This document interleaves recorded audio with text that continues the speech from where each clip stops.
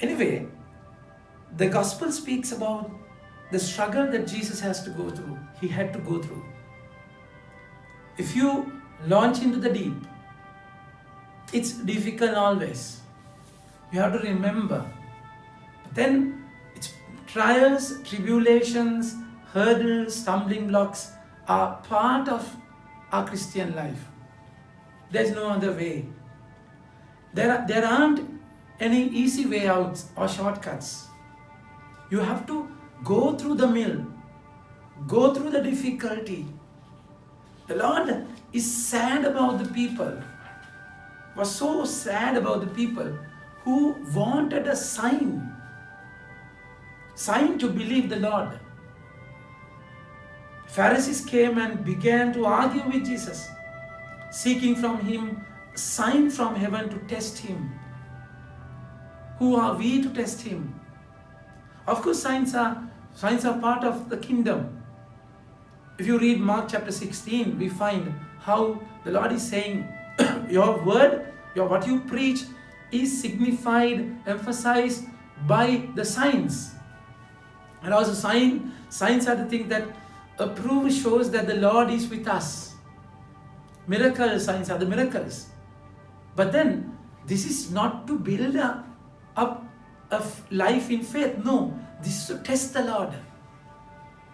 The creation is testing the Creator. What a pathetic thing, my dear friends. What a terrible thing. So that's why the Lord is sighing deeply. He sighed deeply in his spirit and said, he was so sad, my dear friends. He was so sad. And he's God definitely, but then he's 100% human. This person Jesus, in trying to do the will of the Father, he was not accepted, but he was tested. If you look at it in that way, it's really appealing to our lives also.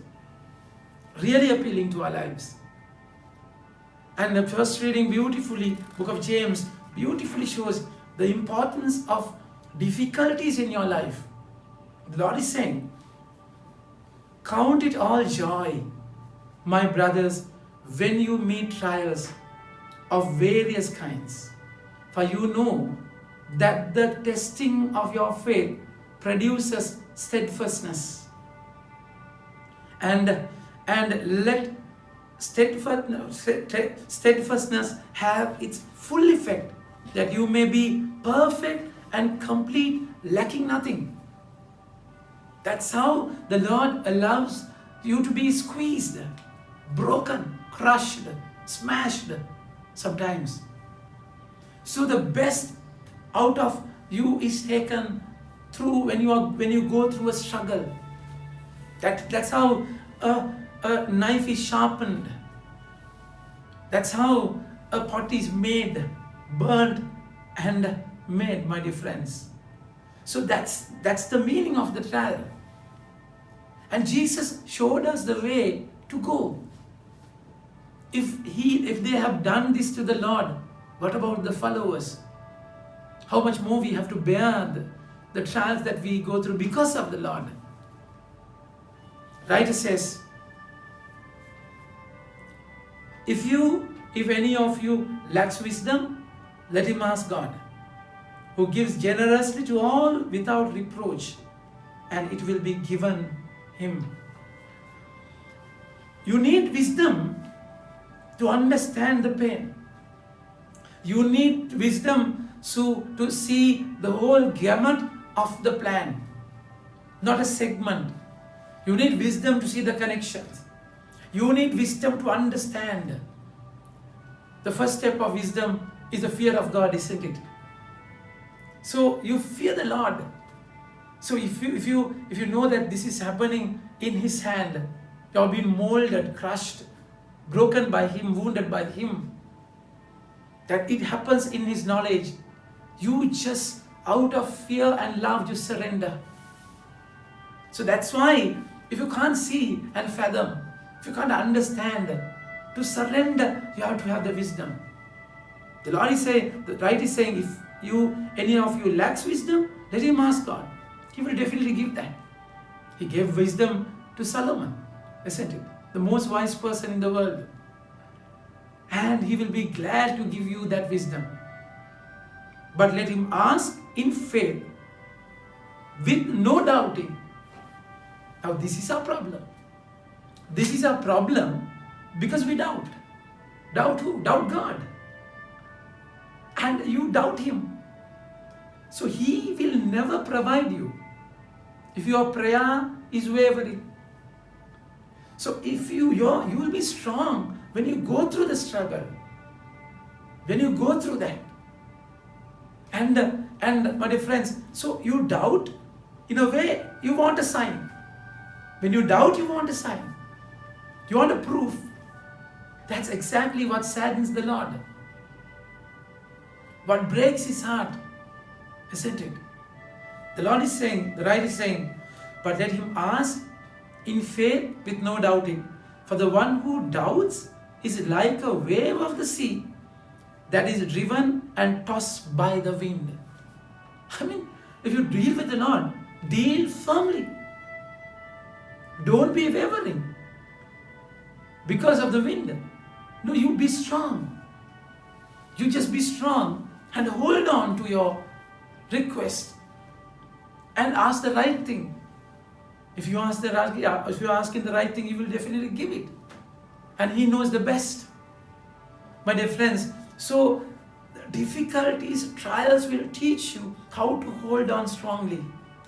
When all your support, when all your backup is broken in the world, crushed, you will know how to be connected strongly. You should never doubt. And the word says, for that person must not suppose that he will receive anything from the Lord. He is a double-minded man. He is a double-minded man, unstable in all his ways. Let the lowly brother boast in his exaltation, and the rich in his humiliation. That's how the Lord is dealing with you. And when you are exalted, just praise the Lord. And when you are humiliated, just praise the Lord. That's the nature of the struggle. So He must empty first to fill, wash to serve. That's how it is. So in your life, He will one part He will complete you. One part He will break you. That's the journey. That's the way it should be, my dear friends.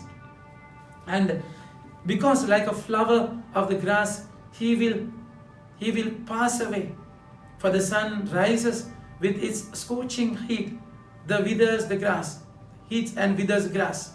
Its flowers fall and its beauty perishes. So also will the rich man fade away in the midst of his pursuits.